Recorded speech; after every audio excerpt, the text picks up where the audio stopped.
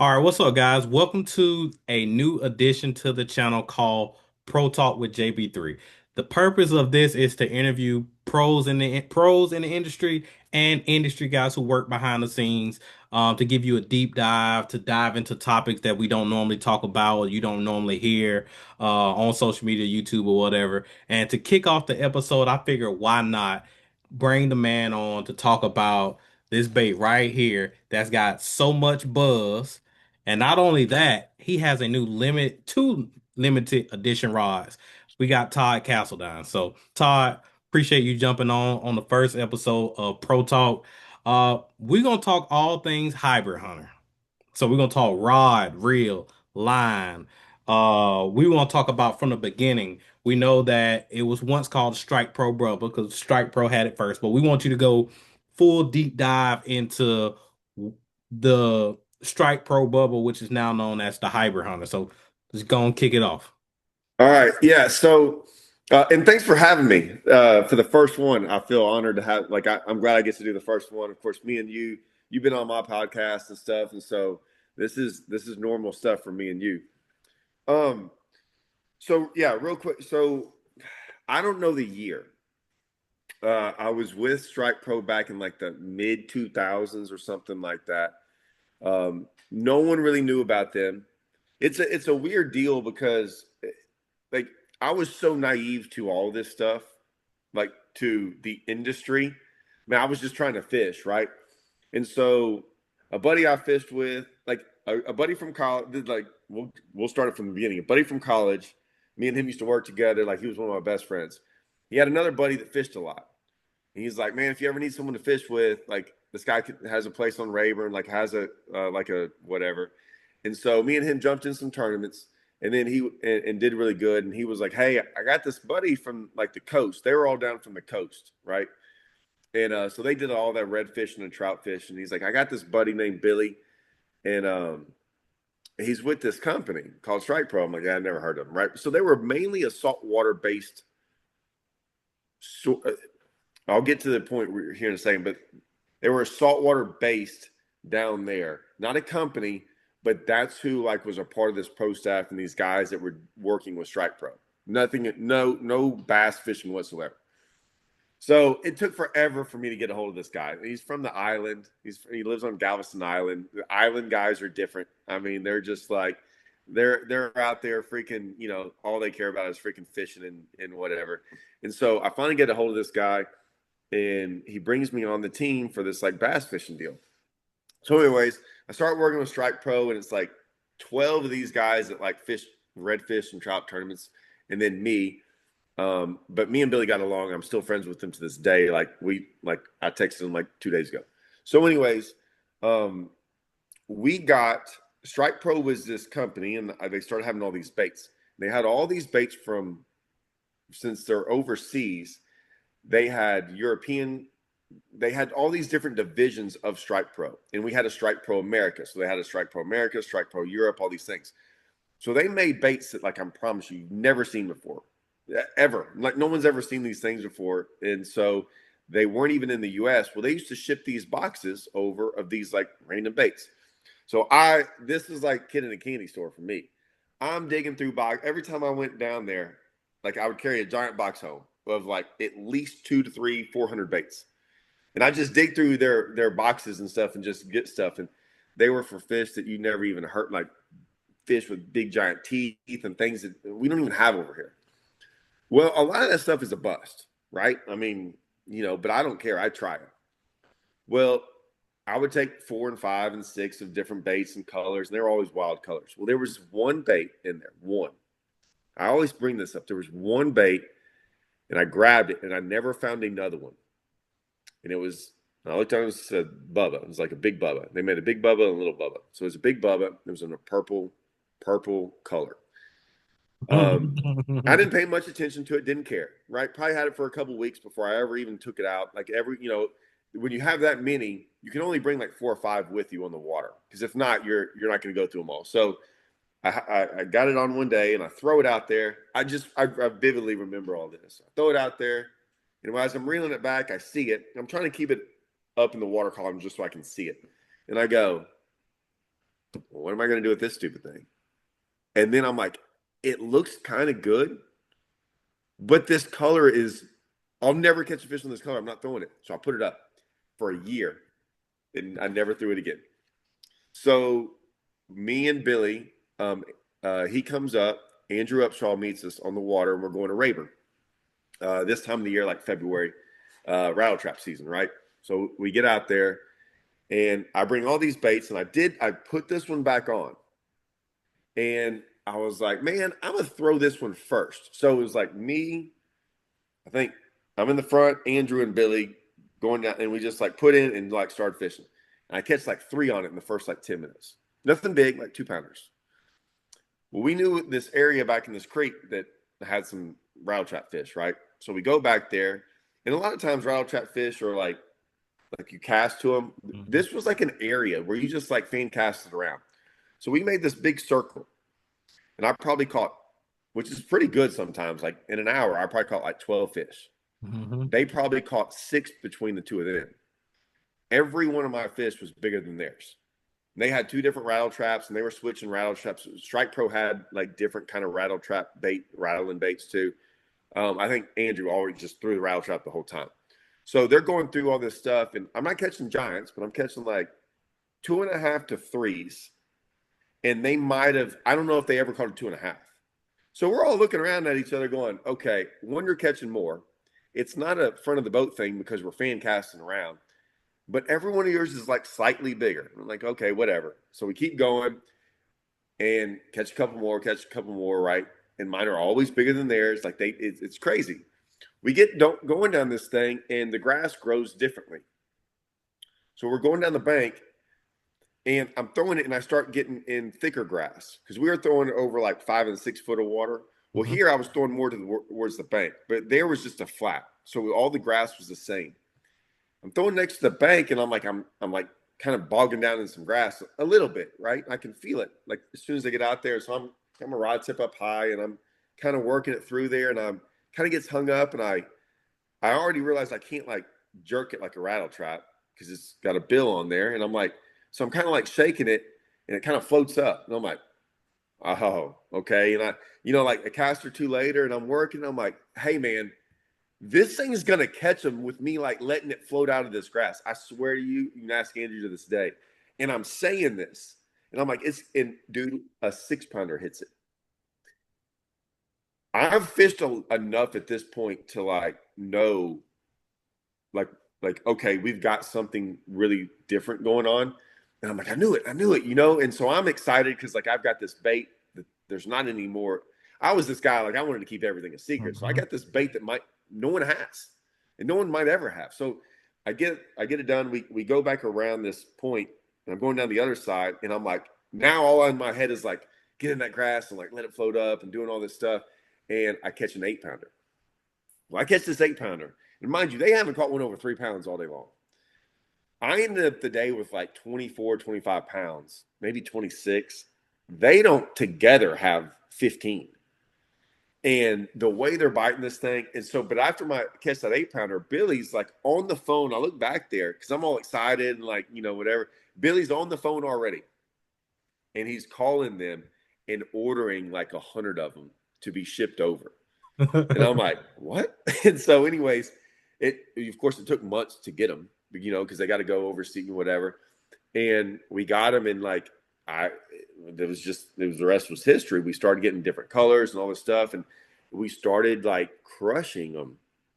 Like we just wherever we went, and I didn't have to tell anyone about it because this whole you're a part of a big company like Strike King, and so and lose and stuff like that. Well, when that happens, people don't understand. Like it's not like striking. Like, hey, we got a bait, and like let's put it out there for everyone. When you're a big company, you got to go through processes and a Yep. year and get Bass Pro to get it, and then you can't just order 100 of them. You got to order 5,000 of them. You got to make them. I mean, so we figured out this bait was like 20 years old. It hadn't been produced, like so no one was producing it. So they just had to find some in a warehouse somewhere overseas. So we got those just for us. And then I didn't, they couldn't get any more for a while. They had to like convince them to make them and all that. So man, I had to like for 2 years, I didn't have to tell a soul, 2 or 3. Even when Strike Pro came out with it, no one had heard about them. And so it never really, it was like a very, very underground deal. I mean, it took 4 or 5 years for it to even be an underground deal.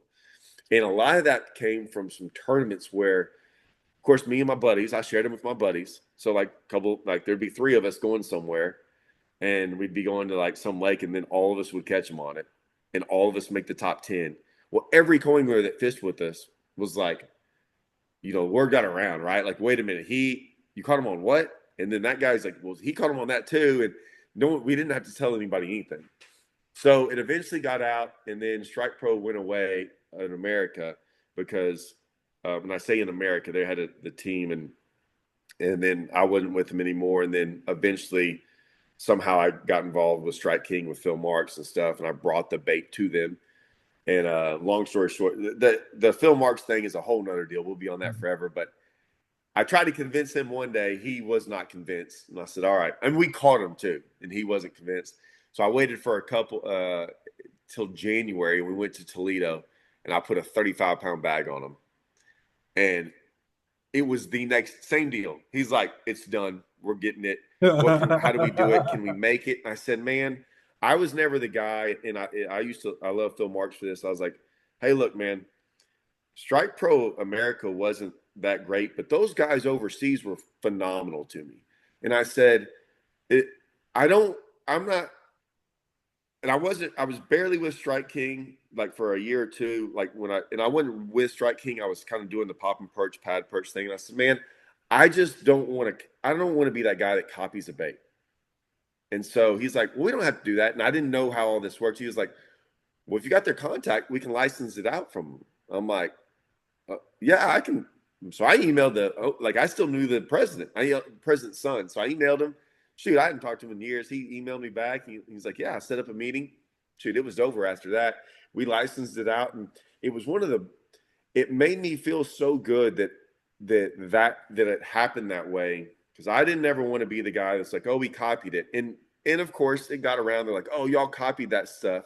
And it was so great on the internet that I got to go in there like, we didn't copy it. We're working with them. We licensed it out. We did it the right way. They're happy. We're happy. And so all those little haters that get on the internet, it was like, because I knew that would happen. And so now what can they say? They're like, oh, a big company did the right thing. And what's crazy now is every year at ICAST, we meet up. I hang out with them. Like we work with them now. That one little relationship has spawned into this thing where they help us set, like they build stuff for us. We use their factory. Like it all worked out like it was supposed to. So Hybrid Hunter came along, and now it was out to the masses, and it took off really, really fast. Like I knew it would. People still have struggle with it, and maybe this little deal we're doing right here will help them kind of understand it some more. But that was the origin story of it for the most part. So I watched a video recently. You was fishing with one of your buddies that you haven't fished with in a while, and you were talking about the rod more so, like how you stumbled upon finding that rod. Kind of walk us through that process. Did you initially tie it on like a crankbait rod? Like, walk us through that. So honestly, so that was my fishing partner for probably 10 years, Brent Broussard, best man at my wedding, right? And we used to fish like 30 tournaments a year forever. So we went back out there, and I really went to this like scoping lake. And I wanted to show him this scoping deal. And I'm like, man, you're gonna love it, dude. Well, he spent like an hour and a half without ever catching a fish. And I was going, well, I got like, I think there's some grass back here. Let's just go back here. And because we had no idea we were going to catch them, because I've never really thrown it on that lake. I just go there to scope. And Hmm. so, yeah, we started smashing on them. And this rod, he still has the same rod. I still have 3 of these rods. It was a castaway rod, and it was a telescopic 7.6 rod that said worm rod on it. Hmm. And they're like, like people just used to they were like, try this rod, this rod. Well, I'm real bad. I don't like any of those people. Like, I don't throw, being down here in Texas and doing weird stuff. Like when you're with a company like Strike Pro that had these weird baits, What you learned is you can never call anyone and ask them about it because no one has one. Mm-hmm. I had some of the most ugliest, dumbest things that you've never seen before. And I'm like, a lot of them were for other species. So dude, I had some big baits. So I was Mm-hmm. always trying to find bigger rods because I was on like the glide bait, swim bait, giant 4 ounce bait. And when no one made rods for those, like this was 20 years ago, no one made rods for that. So I had to go find rods that weren't even bass rods. I'm sure that's how this big swim bait guys in California felt. Mm-hmm. Um, so, anyways, as that's going on, they have this one rod, and they're like, "Hey, try, we're doing something else. Like, try this worm rod." And I get it. I'm like, I was saying to myself, "Here you go. I'll never throw a worm on that. But I'm gonna be nice, I'm like, "Oh, okay, whatever." And I look at it and I go, "That's flimsy," And I'm thinking, I don't know. It just dawned. I'm like, I think I can throw this hybrid hunter on this rod, like, Mm-hmm. because the hybrid hunter's got like a heavier than a crankbait. I don't think I want a crankbait rod. I just worked out.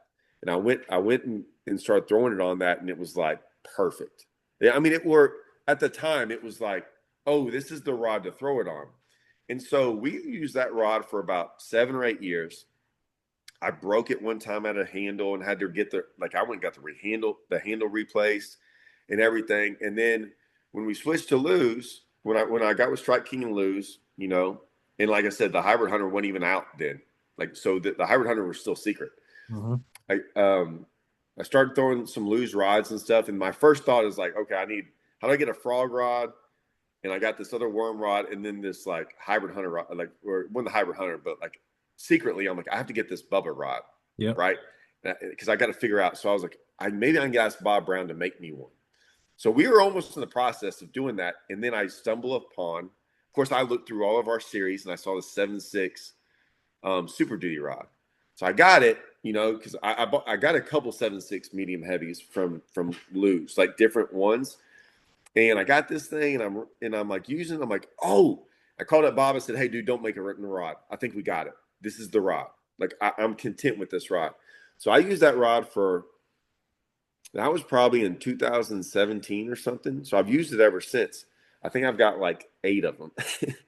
I'll put it to you this way: when Hallman made the elites in the opens that year, and the last one was on Rayburn, and he had to do it.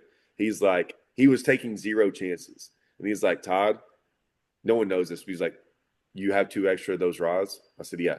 And so he on Rayburn that year, his last bag was all on a freaking hybrid hunter on that rod to That's make the great. elites. So I've never told that story. No one knows that because, like, I didn't want to ever get him in trouble with this other rod company. I don't think that would get him in trouble, but he's like, dude, I trust you. Give me the rod. And I said, here's 2 of them. Go to town. Go make the elites. So he did that.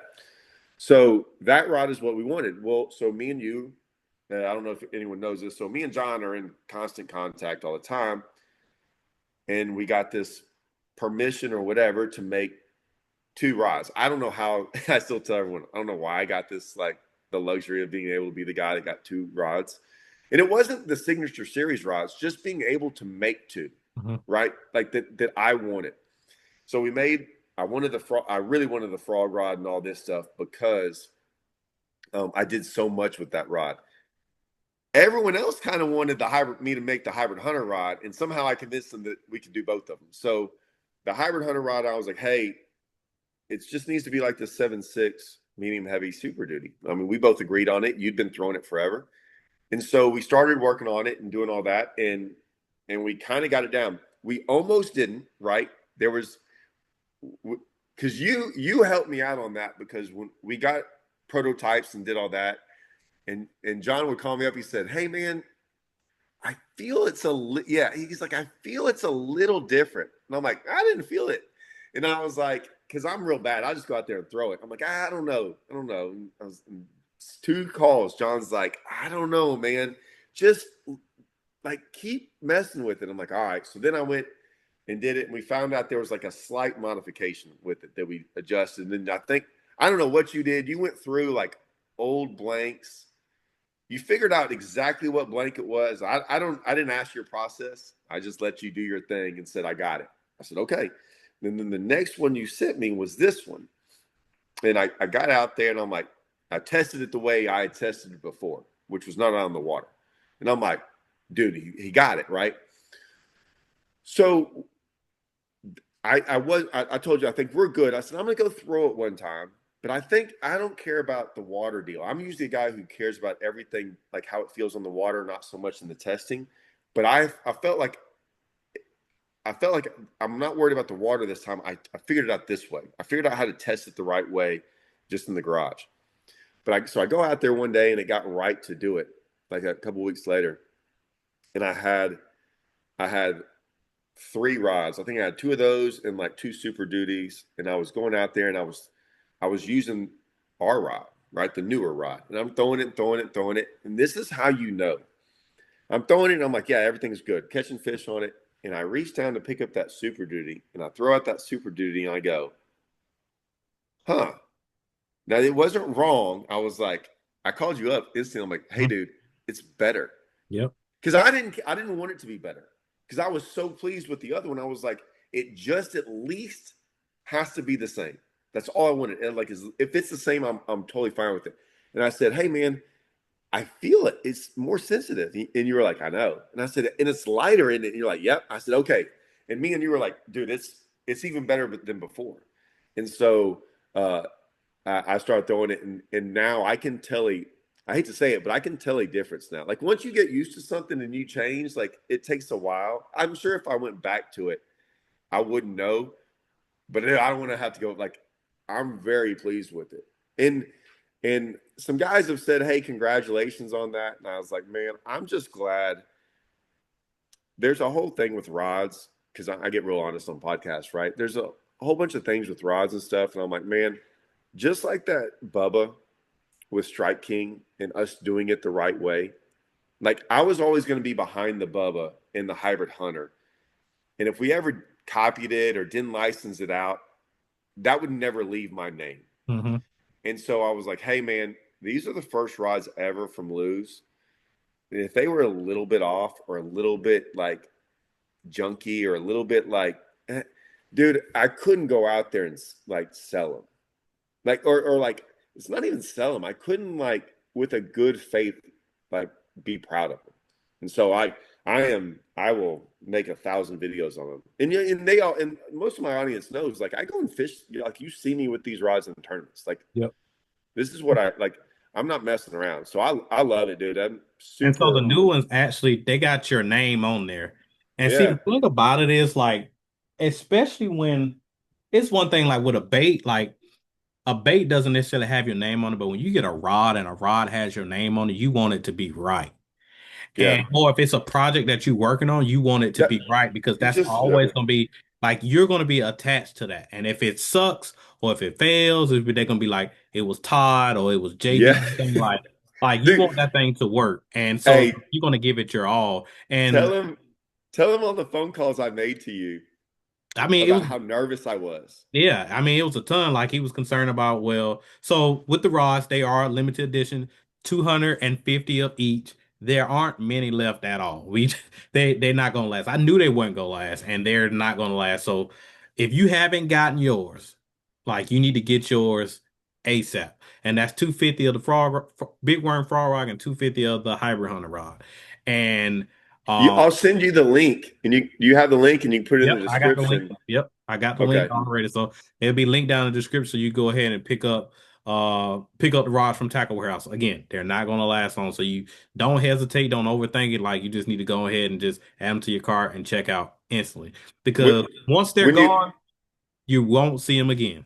no, when you click on the link, it just goes to there. It'll go to where you actually have to just click on one thing, and it'll be like a 7.3 or a 7.6. Just Yep, click on the 7.6 for the yep, hybrid hunter. The yep. 7.3 one, I mean, we can talk about that one forever, but that's my frog, worm, swim jig. Like I do everything with that rod. But yeah, just it's the 7.6 one. All you got to do it'll go to just those two and click on the 7.6. But So take us back. How did y'all come up with the color selection for the Hybrid Hunter? Because I did some research online and I found some sneaky Strike Pro Bubba colors that I'm like, okay, I could use some of those. I'm gonna tell. Well, okay, so you can, but I'm gonna tell.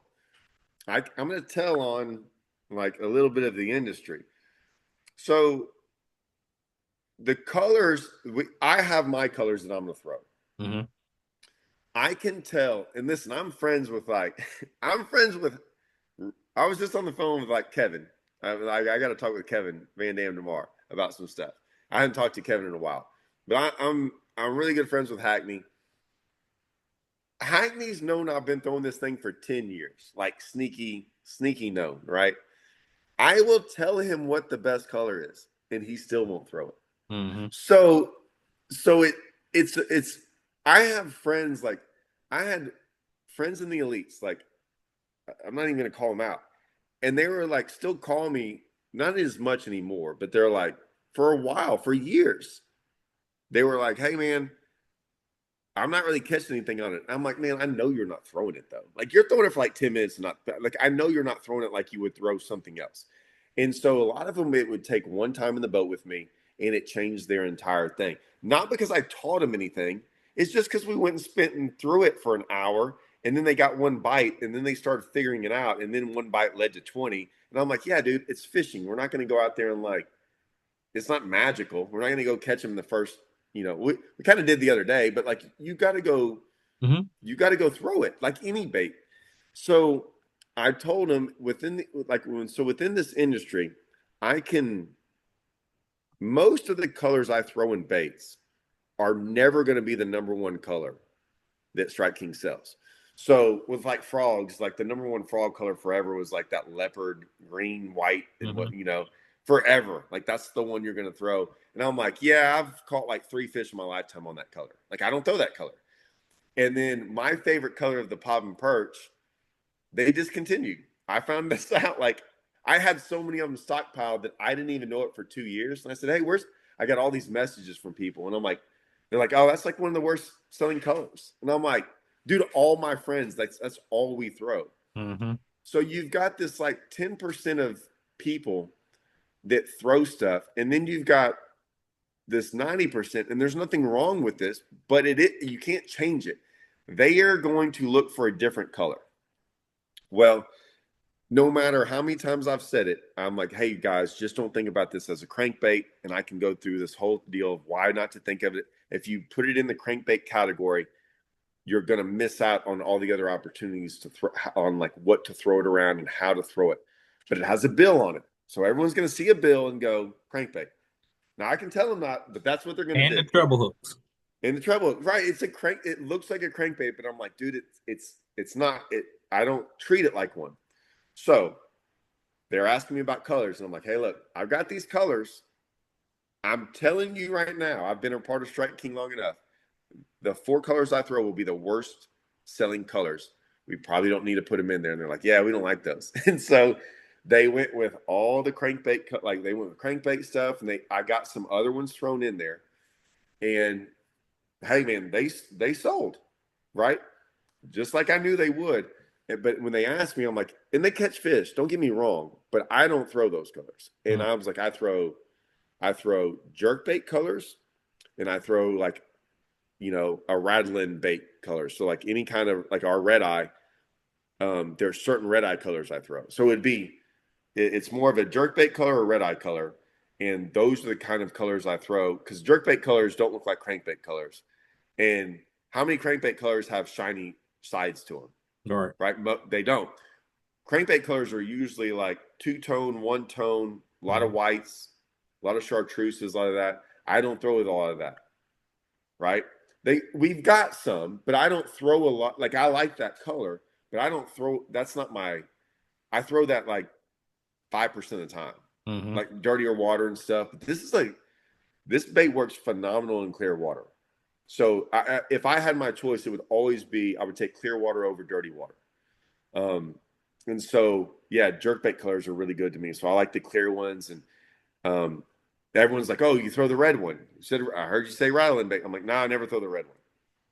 Right? Hackney likes the watermelon red one because he likes the red Yep. on the watermelon red. But I'm like, Yep. yeah, I like kind of goldish ones and the ones that are shiny. And I've got a smooth color in there for like I've got like one, yeah, like I've got like one, I've got You like got one one sneaky shad color. color. I got a couple sneaky colors, but even if I told people to go throw them, they're not going to go throw them. Mm-hmm. So So Um, I actually found one of those in the junior size in a box at work. And the moment I saw it, I was like, nope, that's mine. And I don't even tie it on because if I lose it, I'm gonna be very mad because I can't get it nowhere else. hey, there's a color I guarantee you've never seen. Well, I'll try to find the color. So I can draw real well, right? Like, so I Mhm. won like state my senior year in art class. I drew this like bass that held Governor. It was Bush. George Bush was the president, or not the president. He was the governor of Texas at the time. I had nothing to do. I'm in high school. I don't know. I didn't even know who hardly that was. But he was governor, and I won it. And then the picture stayed behind his desk in his office for like a year. Like I got pictures, like autographed pictures of him and stuff, and then he became president. Anyways, so I can draw a little bit. So I was drawing out colors. Well, I did Prismacolor, so like I can't. I'm not gonna paint the exact color. I'm gonna paint like I'm gonna show you the design of the bait with these colors and go, okay, this is the brown I'm using, but this isn't going to be the brown we need to use. I'm just showing you the brown that it's brown here, yellow here, whatever. And I drew this like phenomenal bluegill color, Hmm. but it's bright. It's bright and everything because like that's the colors I was using, but it wasn't going to look like this. I'm like, this is a template of what we need to do. Now let's like make it real. They didn't do that. They came back with this awful looking. We called it the parrot. I mean, it was horrible. Dude, my buddy threw that and he goes, I wouldn't sell it to you for $100 because I couldn't get any more because I was like, I'm not throwing that thing. And then I was with him, dude. He crushes them on that stupid thing, and Really? I cannot get one. I don't have one. He has them. He won't give them to me.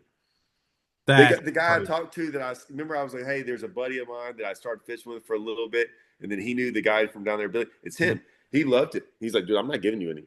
He still to this day will not give me one. That's crazy. I'll get him to send you a picture, and I'll send it to you because you're like, "There's no way." I'm like, "Dude, it's." I don't think no one would believe me, and you wouldn't throw it, but it's bright and ugly.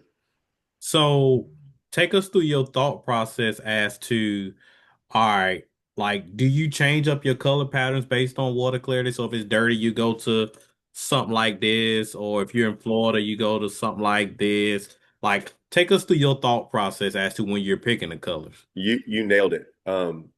So that Mhm. bully, and that one you just had. I haven't thrown much of the black and chartreuse one. My guy, buddies from Oklahoma. Yeah. I mean, it's Oklahoma. That's all they like. They love that color. Hmm. I throw the bully. I just think it's whatever. So I throw that a lot around dirty water, or I'll throw the one you just picked up, which I think is the which one is the one you just picked up? So this one That is one, bully. huh? That's the No, it's bully. not. And then I got the gold. No, bully doesn't have any stripes on it. Hmm. Yeah, that's the that one's the I promise you, bully has those little dots on it and stuff. It looks a lot like it. Oh, yeah, yeah, yeah, yeah, yeah, yeah, yeah, yeah, yeah, yeah. That Yeah. one's I think Yeah. bully was Crispin's. Because it got a little I bit think of green on it too. yeah, yeah. Yep, So yep, yep. You're right, I'll you're throw right, you're those right. two colors if it's dirty.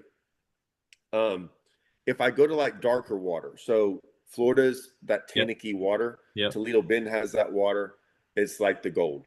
Hmm. It's black and gold every single time. Black and gold, even if it's dirty, but the black and gold in that tannicky water. Clear water, I'll throw any kind of clear one. We make 3 or 4 different clear ones. That watermelon red one is great and clear. So like any of the translucent colors, I'll throw in clear water.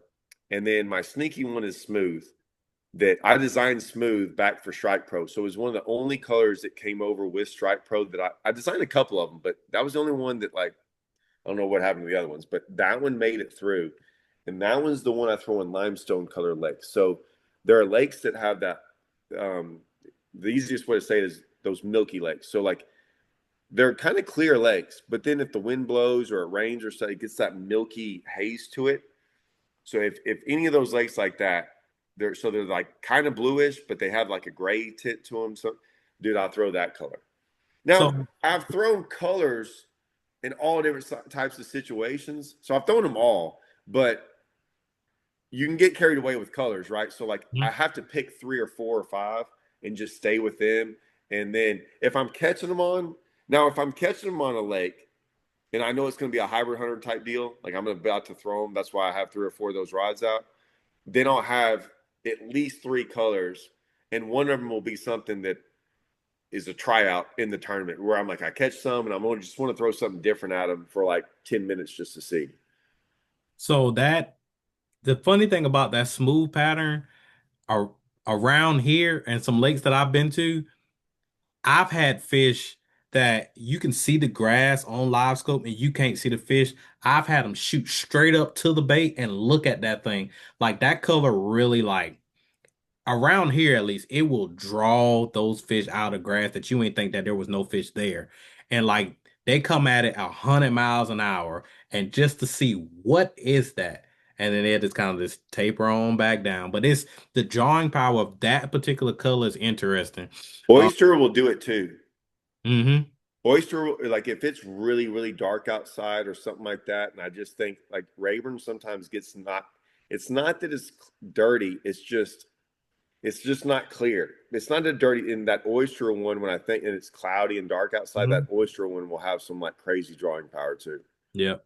So I got to fish with Upshaw. He came to Murray and we Mm-hmm. were throwing around the hybrid hunter and on Let's Fish TV. This was 2023. And I've had a lot of people since that show who saw it have asked me all kind of questions about it. And they've been trying to figure it out. And I'm like, you just gonna have to fish this bait.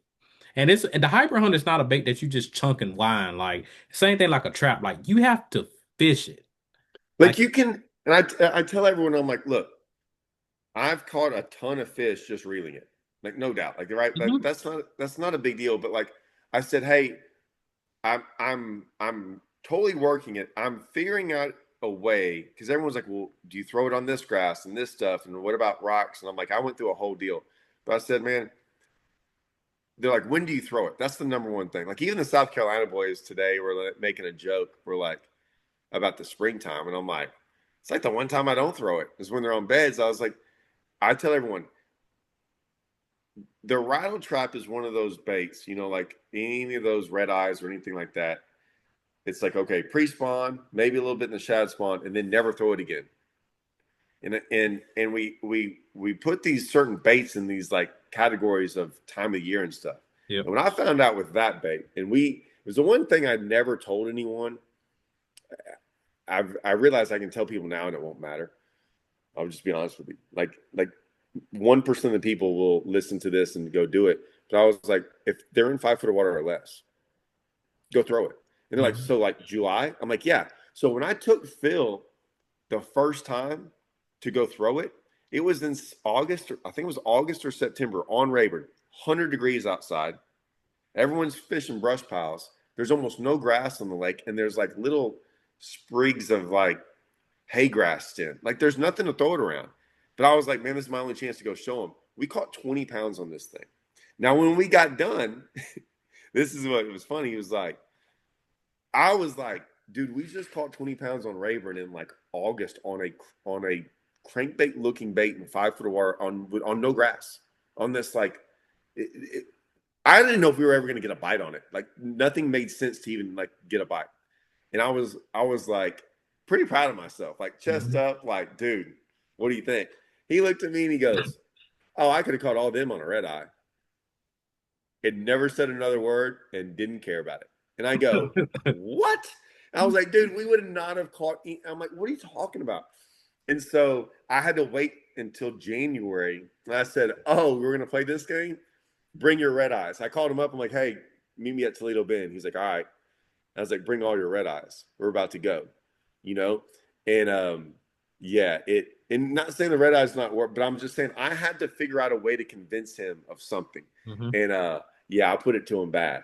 And he was like, oh, and it wasn't the red, like he caught like a 7 pounder that day on a red eye and some other stuff. But we got in some grass and some different situations where it did like he's like, oh, I can't even throw this thing. I'm like, I know. And so then I'm like, that's the difference is that like there's a lot of things I can do with this that you can't do with that. And if I like I can't like the red eye and deeper grass, once the grass, I can't touch the grass with a hybrid hunter, it's not that good. Yeah. Like so I mean, it's got its limitations too, Yeah. just like any bait. But it yeah, I tell people, I'm like, there's no time of year. If they're up there, you can catch one on it. They'll bite it throughout the summertime. Hmm. My buddies up north say they catch them in like 44, 42-degree water all the time. So, So how do it you is differentiate when you're going to throw the standard versus the junior? Like, what's your thought process there? that's one of my number one questions, and I'll leave that up to you because you called me up the other day, and I was like, dude, I live down here on Rayburn, man, in Toledo, and I'm like, I catch 10 pounders, and I have almost zero. I don't know if I've thrown a junior in like 3 or 4 years. I just don't throw it because not that it didn't work. Now I've caught some big ones on it, and I've seen where it did work better. But I'll be honest with you, I'm not going to say I'm that good. I have only done that because someone else I know was catching them on the junior and like said, "Hey man, like you throwing the junior right now?" I'm like, "No." He's like, "Dude, they're eating it." I'm like, "Really?" And they were eating it. I just I rarely have a time where I'm like they're not eating the big one and only eating the junior one. However, from comments around the country that I get, that they only talk about the junior one. Now, so they might be catching smaller fish. Like they might live where in a place where a 5 pounder is a giant. I don't know, but where I throw the big one 90. It's not even 95% of the time, like 99% of the time. You made me think about this the other day. So I'm going out there in the next week or two and just throw the little one. I'm gonna get with a buddy of mine and I'm gonna make him throw the big one. I'm gonna throw the little one and I'm gonna see what happens. So I fished a tournament with one of my buddies. I'm not gonna say where. I mean, people know me; they can figure it out. And I caught 2 8s on a junior, almost back to back cast. And because he likes throwing the trap, You and hadn't even told me this. so he likes throwing the trap. So he was like, "I'm gonna have a trap tied on." I'm like, "All right, I'm gonna tie on the hybrid on." He like, "I don't really know what that is." He's like, "All right, whatever." We get out there in the tournament. It's just a little bit. I'd say like we run, get to our first spot. He throws, he misses when I fire the hybrid on over it. Blocked into it. 8 pounders. And I was like, huh, okay. We came out of the spot and went right back to it. I fired back over there. Catch another one, 8 pounder. And he's like, by the time the day's over with, we had 24 pounds. I think we finished in like fourth or fifth.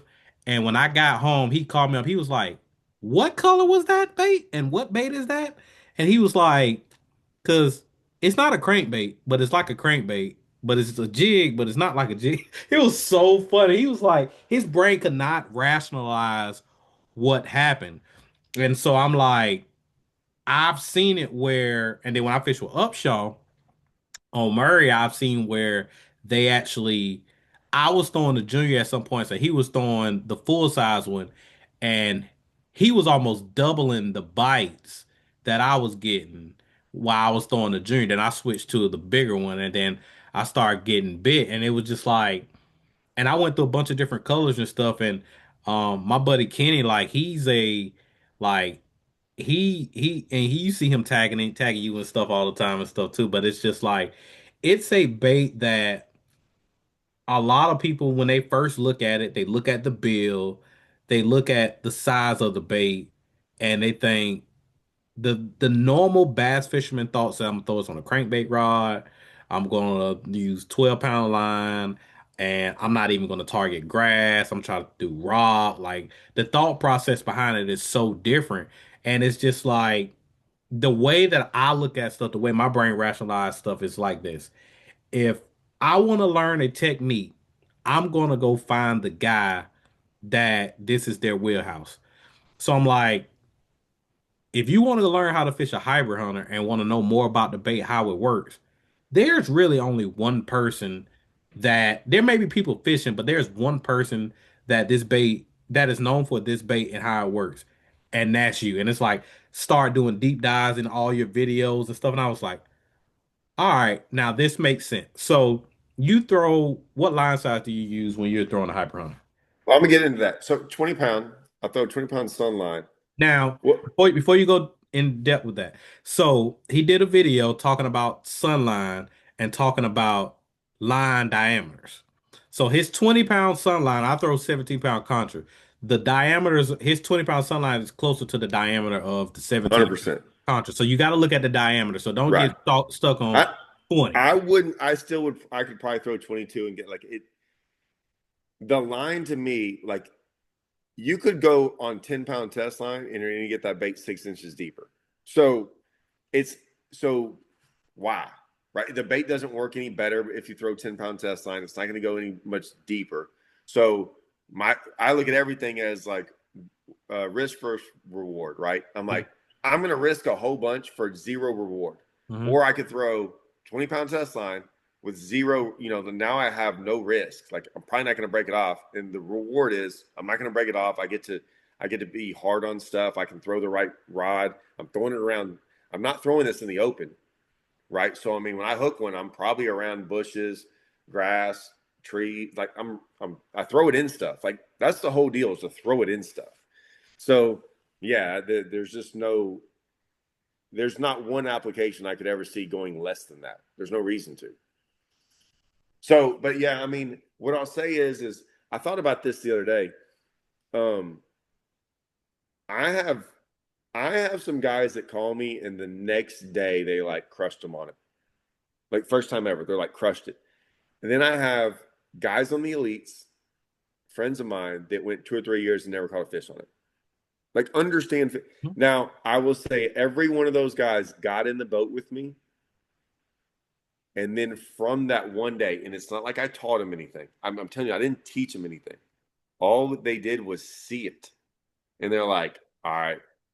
And then they would crush them in elite events and different things. Hallman for years. I mean, he's one of my best friends. Nothing. Wouldn't throw it. Didn't care. Before that open, he's like, I'm driving down to Rayburn. I was like, all right. He's like, I'm getting in the boat with you, and I want you to go fish like you normally would. Dude, he would be sitting in the back of the boat just hanging out while I fish. I'm like, dude, this is weird. And I threw that bait all day long. And he almost caught no fish on it, didn't care to, and then went into the open and freaking made the elites. Like crushed him on it. Cause like he's like, oh, I see it now. And he's like, dude, for the last couple hours of the day, he's like, the other stuff wasn't working. He's like, I'm putting that one bait on and I'm not going to stop. And I'm going to make the elites. And he went there and caught him. He said, I caught every one of them in like the last 2 or 3 hours. Mm-hmm. But it was because, and he caught him the day one, but he was like, man, those guys are really good. And sometimes it's just a confidence thing. But everyone that's ever gotten in the boat with me is like, it's Hackney was like that. Hackney was like saw it for a little bit. And then later on, like the next day, he's like, I caught 50 on it. And then it was over. Like one time, another guy, I'm not going to say his name, elite guy, same deal. He caught 1 5-pounder on it with me. He's like, oh. Then he calls me up weeks later, goes, it's the rod, Todd. I was like, I know, I told you. And he was trying to crank with it. He's a crankbait fish. He's like one of the best crankbait fishermen. He's like, well, dude, it's the rod, and you got to get the reel with the high speed and da-da-da. And then we came out with the shallow one. He said, dude, the shallow one's what I needed the other day in Florida. I'm like, I know. He's like, don't tell anyone about the shallow one. I'm like, dude, people hadn't figured it out yet. He's like, all right, I'm going to have another year or two on the shallow one in Florida. No one will figure it out. Mm-hmm. And so, it's one of those deals where once you catch one or two, it's usually over with. That's Yeah. all they need. And then they get this confidence thing. And that was like me. Like once I caught one or two, I'm like, oh. And then it's over with. Like rest is history. And they freight training when they hit it. Like there's It's no amazing. there's no It's the soft best bite. bite. Yeah. It's the best bite. So how long did it take you to be able to be like, all right, I'm okay with sharing this with people? Over 10 years. So, well, there was zero. I was zero okay with it. One, I was trying to get, I mean, in all honesty, like, look, I would love to tell y'all, like, I'm just out here, like, just giving all secrets, If that was the case, I should just be out there throwing up every waypoint I have of every fish I've ever Mhm. caught. No, that's not, one, that I don't think that's right, but whatever. There has to be some, like, I spent a lot of time and work and everything going through those, like, let's talk about the days I spent throwing stupid baits, Mhm. and going horrible, worthless. This is like hours of not catching fish on it. So I got it, and then I made a couple hundred grand on that thing over a couple years. Not like it's not like I won every tournament, but it's, you catch two fish over here in the tournament, that bumps you up to third place, or whatever. I was like, Strike King was like, hey, we can give you a royalty off the whole deal. And I'm like, all right, but man, and I felt like I had it. And to be honest with you, the first year that came, like for the first 2 or 3 years, when you're the only one throwing it, dude, it's almost a little bit like ridiculous. Hmm. Like no, like every lake I went to, no, they've never seen it. So every lake gets a little bit after 10 years, and they get around a little bit. The pressure starts getting, it's not as good as it used to be. No baits like that. It's like the chatterbait when it came out, right? Yeah. I mean, every dumb fish in the world ate that thing, and so, but there was a point in time too, honestly, where I was going to get a payback for it. So that was one. And then two was I started realizing that it didn't matter if I could tell some of my best friends that I'm catching 25 pounds on it and they still wouldn't go throw it. And I'm like, it's going to take a while. And I have learned that through Strike King from years ago that it's this is just a weird thing. This is like industry type stuff. Phil told me this. He's like, I was like, oh, I got this bait and da da da. And he's like, oh, that's going to be a rough one. I said, why? He goes, well, you're going to have to teach people how to do it. Hmm. And I was like, no, no, I'm not. He's like, yeah, it's a hard process. It's a long time. And so it's like, so if the chatterbait comes out and it's great, and that's kind of an easy one because you just throw it out there and reel. But like, say like our sexy dog, right? Say the first time a sexy dog ever came out, and you're like, oh, all you got to do is walk the dog with it and do all this stuff, and they blow up on it. And then everyone they've never done it is going to get out there and go, I don't know how to do that. And Hmm. you're like, what do you mean? And so I learned that they're like, the hybrid hunter gets better every year because every year people learn how to do it and fish it, right? Instead of just throwing it out there and reeling it in. So it's one of those baits that's actually always climbing and getting more people are buying it, more people are catching fish, where other baits sometimes are up here and go down. And so I was like, hey, I'm going to have this for a while and I'm still going to be able to like win tournaments and catch fish on it. And it's not going to go away overnight, is what I quickly realized. And then in all my videos, like I shot those videos like 2 weeks ago, like, or, like every week, once a week, I just go out to the lake. These aren't like, these videos I'm putting up are not like over days. It's just like, I'm going to go tomorrow. Like, I think I'm going to go Friday and like, I'm going to go make another video. I'm going to go catch 20 to 25 pounds on it. And everyone knows where I'm going and going to go do it. Like there's no secret to it. And I don't know if anyone's ever going to go out there. I don't see anyone going out there and doing it. And I'm like, hey, all right. I You know still, what I'm saying? What does they'll say? You can lead a horse to water, but can't yeah. make him. You know what I'm saying? Like I'm not lying about it. Like you can see all what I'm doing with it. And so, it's up to them if they want to go out there and catch 20, 25 pounds. But I still feel like today in today's time, like it's one of those baits to where you have you have that one thing that's dangling in front of everybody's face, which is live The scope. minute I know.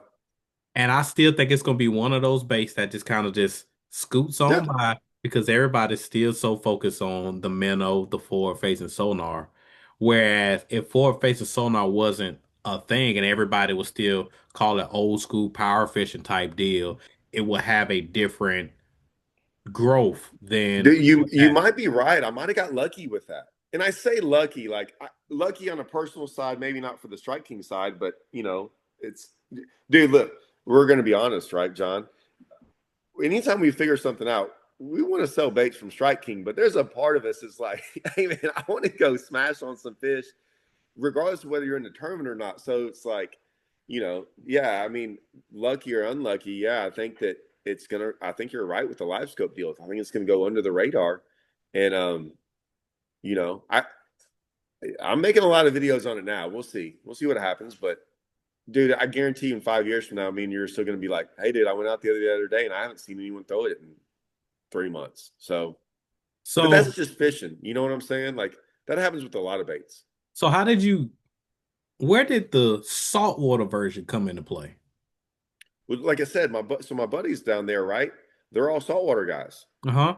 So they all threw, so they made a wake bait and all these baits. Well, luckily, so I used to take their stuff, all their saltwater baits, and crush on them on freshwater.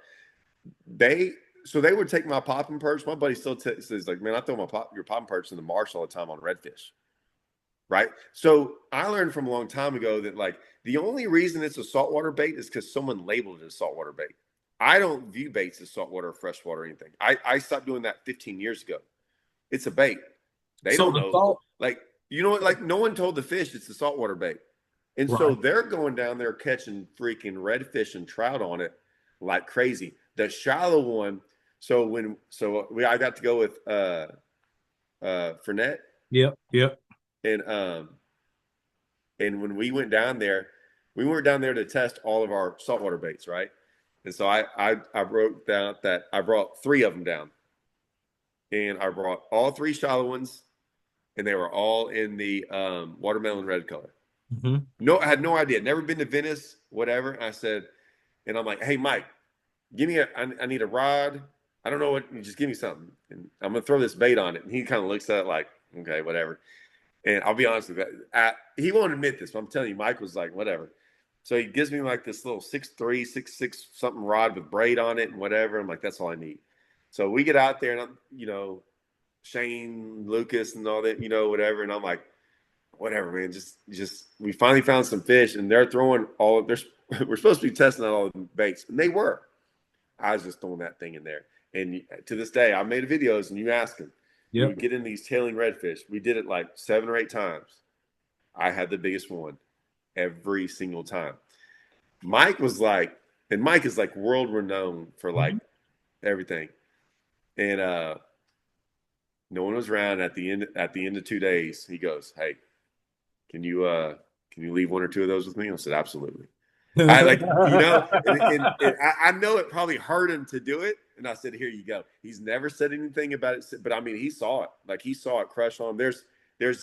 I got the best footage. It's probably top 10 footage I've ever gotten of anything. Hmm. Of we were set up in there, and like you could see the bottom all up there, and they were like, we had spooked them out. We'd caught one or two, and they were coming out. These giant ones were coming out of this like skinny water. They had to come by the boat, and they were coming so fast you couldn't hardly see them and stuff. And I'm in there with Mike, and I'm looking, and I'm just throwing the shallow one out there. And as I'm reeling it in, I go, hey, there's one right there. Like throw to it. And it just so happened as my bait's coming, the redfish meets it. And I'm like, oh, well, hold on. And I just sped it up right in front of him. And you just see this like 3 foot from the boat, this like 30-pound red eat this deal. And I get it all, and we catch the fish. And I'm like, please, I hope I captured all that. And dude, I did.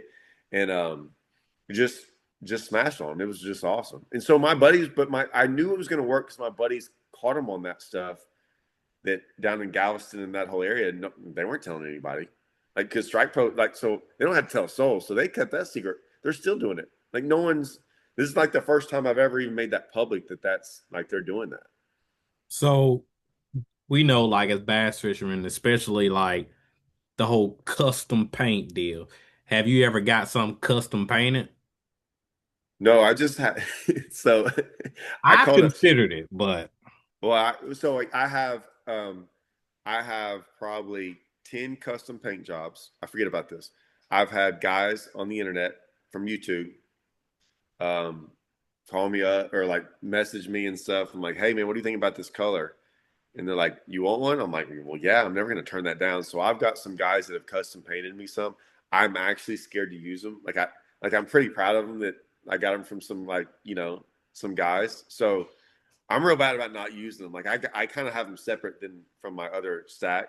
So I do have some, but I don't use them very much. But Strike Pro, I messaged him one time and I emailed him. I'm like, hey, can you send me maybe some old colors y'all got? And they they sent me a bunch. So I have some, and I was like, what do I owe you? They're like, dude, just for you doing everything you've done for us, like it's on the house. So I don't know if I've ever told Strike that. So Strike Pro was cool, dude. Like those guys are awesome over there. And so they just sent me a like I'm like, can you make this color? Like, yeah, no problem. So they sent me some. So I got them like they're not in packages. I'm gonna bring you one. I'll bring you one or two. I appreciate that. Now, I think that's where you're going, right? I appreciate that. So with we everybody knows you throw the Super Duty 300. We also throw the Hyper Mag with the Hyper Mag with it sometimes as well. I don't throw the 300 with it. Okay. I threw the Speed Spool Pro, right? Pro Oh, Speed the BB Spool one. BB1. Yep, yep. Wasn't it called the Speed Spool Pro or? Maybe way back. Well, dude, that's how. Dude, I keep my reels stay good for years. Hmm. So though I use so yeah, I guess they were the BB ones, and then they had the Pro Series, Yep. and then dude, I ain't gonna lie. I mean, we probably didn't even make those, and I had 20 of them. I mean, I was still throwing them 6 7 years later, Hmm. so I still had those. And then you kind of the custom pros I like, so I threw Yep. them, and then I got one of the hyper mags, the newer hyper mags this past year, and dude, I kind of like that one. So lately, this whole past year, I've thrown the hyper mag, and You can and sling when that I bitch ordered, a long way with that Hyper Mag. yeah, and it just it feels the 300 is too big for that rod. It doesn't feel right, Yep. but the custom pro or the hyper mag is the right feel for it. And so I'll probably when I order some reels for this year, that's the hyper mag is going to be what I probably put all on all of them. Nice. So High speed. Like yeah, let's talk about gear ratio. what is it? What's the I don't. So we make like 8.3 to 1, 7.5 to 1, 7. What's the highest speed in the hyper mag? 8.3. 8.3. So it's all 8.3. Someone Is that asked me for on that for the taking a highest speed line? reel you can make. Yeah. So when they hit it, and when you're working it through the grass and stuff, the higher speed reel helps you to be able to take up that slack and stuff like that. I feel like there are some people out there that throw that bait on a 6.8, and I'm like, you can't do that. Like, I don't even No, throw well, crap on a 6.8. so the biggest mistakes they do is this, and this is from them telling me this and then coming back and saying, "This is what I did. I switched to what you did, and it made all the difference in the world." They throw the high speed reel, 20-pound line. Some of them like, "Well, I went to this." I'm like, "Dude, you're not. Just trust me." So, and then the rod. The rod's the number one thing. And I say this only because, like I said, like the elite guy said, dude, the rod's everything. And I said, I know. Everyone wants to go too limber. And here's the problem. And I did a Bass University yesterday, and I probably needed to do this on my YouTube too, but I was able, like right then and there in front of everyone with the rod, showing them what happens. I said, look, when we all fish, 90% of the time, our rod is in the perfect position to set the hook. Hmm. So if you throw a Thunder Cricket out there, you point your rod or have a little bend to it, and you're like this, right? Get it like this, right? So you've got the rod pointed out there, and you're like this. And so one hits it, you just do this, Hmm. right? Crankbait, this. Spinnerbait, lines tight, this. And I said, so your rod's usually pointed here. There's no slack anywhere. Even if you're worm fishing, you get a bite. Oh, there's a bite. You reel down to it, gets tight, set the hook. I said, here's the problem with this. If if the grass is perfectly level, which is almost impossible to find perfectly level grass on the end of your cast, you can hold your rod tip down and you can reel. And if it's perfectly 5 foot under the water, it will just tick that grass, and you can just do this, and one bites it. That's what's going to happen. That's not the case. So we're throwing a bait that is so unique to everyone else, and that's why it is hybrid. That's the name of the hybrid hunter. The hunter is because it hunts, Yep. and the hybrid is because we can do so much with it. It's so versatile.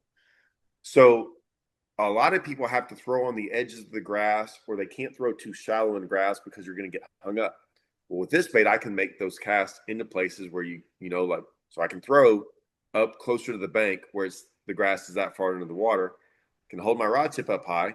I can reel a little bit slower. If I barely hit grass, I can give it slack, let it float. And then as it gets closer, my rod tip will start going further and further down because the grass will taper down. But in that, like I said, grass grows, got holes and little stuff. And so a lot of times I'm here and I was showing them this. I'm like, hey, look, my rod tip's now at 10 o'clock. And then I'm shaking it, and now I'm up at 12. And usually when I'm at 12, shaking it, letting it float up, that's when they hit it. Yep. So now, if you have a crankbait rod, you would have to reel about 15 times. And by the time you caught up to it and everything, because the rod's bending and not loading up, dude, that fish has been, if you're lucky, it's been on for 7 seconds. And I said, I'm here, and they bite it, and they usually knock 2 foot of slack in it, and you're here. And so I'm like, I'm reeling as fast as I can, and I'm setting the hook. I'm like, dude, I set the hook almost on every single time with treble hooks. So I'm like here and I'm setting the hook, trying to catch up because I'm not in a position that's really right. So I tell everyone the rod is everything. And if you don't have the rod to feel all of that and then have the backbone, it's this kind of a specialty made rod. Now, the rod, everyone's like, what else do you do with that rod? I'm like, well, I throw 4.0s on it. I throw plopper and style baits on it. I throw line through swim baits. I throw hard swim baits. I throw baits that are a little bit bigger, like 4 to 6 inch baits that might weigh more than, a half ounce, close to an ounce, because it's got a backbone to do it, but enough to where it's not a stiff rod to where it's made for worming and things like that. Like, so I throw a little bit bigger baits on it that I still want to feel what's going on. Does that make sense? So Yep. like, that's why the rod's so important. And a lot of guys, because they were asking about the tip, and I'm like, look, you don't want a slow tip. You want a fast tip. And I was explaining the crankbait deal. I said, when we crankbait fish, when we throw out there, we kind of don't care if we feel the bite. You almost don't want to, right? You almost want to bite it, and then you feel them take off, and you kind of load up on them. The reason it's a slow tip, and a slow tip means that it's moving, like there's not a lot to it, right? And so, correct? No, a fast tip. I'm sorry, Fast. Yeah. fast Fast. tip. So the fast tip's going, and you don't feel a lot with a fast tip. It lets them grab the bait and go. I said, the slower the tip to a degree allows you to feel things better, um, because of that. Because it's not going to. So I always say, if there's a piece of grass and this bait's coming up to it like this, right? With the a fast tip, right? It's going to start kind of bogging down. So the tip's going to start bending a little bit, right? So your rod tip's going to start bending, and you're really not going to feel it. You're not going to really know exactly when you hit this piece of grass. Well, I want to know exactly. I want to feel that grass. I'm like, here I come, here I come. And as soon as I just touch it, boy, I give it slack. So it'll start rising up and do what it's made to do, which is rise up and get off that piece of grass. If I jerk it or put any kind of pressure, it goes into that piece of grass and starts to get hung up. Yep. So I was like, I want to feel that piece of grass. So I want a slow tip to where I can feel it. When it gets right there, give it slack, and then you feel and bite it so much better. I don't want the loading up. I was like, I'm going to load up when I set the hook. So Yep. that's why all the bend is the parabolic bend in the middle. Mm-hmm. And then the parabolic bend is in the middle, and then the backbone's there, and then this different slow tip is there. And so it's a weird kind of, it's not crazy. It's just, but it's designed, it's got a purpose. So, couple more questions. How do you determine if you're gonna throw like a red eye shad versus the hybrid hunter? I throw the hybrid hunter 100% of the time. So, okay, 95% of the time. Someone's going to have to be, if I go out there on day one, right, just as practice, whatever. If I go to the lake, I have the hybrid. If I know there's grass there, it doesn't matter about grass, but if we're talking grass, because you brought the red eye, because I throw it everywhere. I got into this long deal about like all the places, Table Rock and Lake of the Ozarks, and I throw it all these. I throw it in boat docks like crazy. I mean, I do a lot of stuff with this, but people tend to just keep pushing it towards the grass thing. I need to make a bunch of videos where I don't do it around. I've made some at Table Rock and stuff, but um, since you brought the red eye, if I'm going out there, I will not have a red eye tied on. I'm being totally honest. I will not have one tied on. If it's day 3 of practice, so say we're practicing for like, Hmm. and I'm crushing them on a hybrid, or I'm getting bit on it, whatever, and the grass is different, or some, I don't know, something is like majorly off, I'll tie on the red eye. Hmm. But it's after, and it's not that I'm not getting bit on the hybrid hunter. I might like throw the red eye for the first hour in the morning for some reason, or like there's deeper grass, and I'm trying to do that. I don't know, something like that. I remember doing it in a Toyota like 3 years ago. I started off with the red eye, and it was catching them quickly. I think it was a small deal, like a size deal, and I was just like, oh, I'm catching on the red eye. I don't need to throw the junior. But then after that hour, I went straight hybrid hunter. So like, it's kind of like the thunder cricket. If I can reach the grass, it's 99.9% of the time I'm throwing the hybrid hunter every time, and So that's that's been for the always last going to be your 15 number years. one choice before a For trap red 15 eye. years. For 15 years. And And so, people didn't even believe me, dude. I'm telling you on Rayburn. I, I'll put it to you this way: I don't have any red eyes in my boat right now, and I won't. I don't have any. I have them somewhere in my garage, mhm, but I don't have them. I haven't had them in my boat in probably 2 years. because that's And your it's go. not that, yeah, but dude, I've been doing this for 15, almost going on 20 years now with that bait. I know what it does. Yep. It never misses. Now, my last video says it never, dude, I don't miss with it. Hmm. I'm not saying I win every tournament. But I mean, I'll put it to you this way: I'm almost never out there on the lake and guys around me catching fish, and I'm sitting there going, "What's going?" I'm not catching. It's always the opposite. So, last question. If you can give somebody who's never thrown a hybrid hunter any advice, what would you say to them? Go simple, okay? Like listen to the things I talked about, color, about the colors you have, and like, okay, I got a clear lake, just throw one color. Just go throw a clear water minnow or that green gizzard or something like that. If you're in Florida, just pick up the gold one. Go out there, and this is what I give any advice for any of these people. Like when I talk about new baits, don't go out there when it's bad. Find a day that's good, that everything's lining up. It's kind of calm, because I like it in the calm. I don't like it in the windy. Like I like calm water with it. So like go out there when it's kind of cool. You should catch, like everything's lining up. Like it's water's kind of cooler. It's not crazy cold. I'm gonna go out there. If you've got grass, like I'm just gonna go get in the grass, and I'm not gonna like overthink this. I'm just gonna go throw it.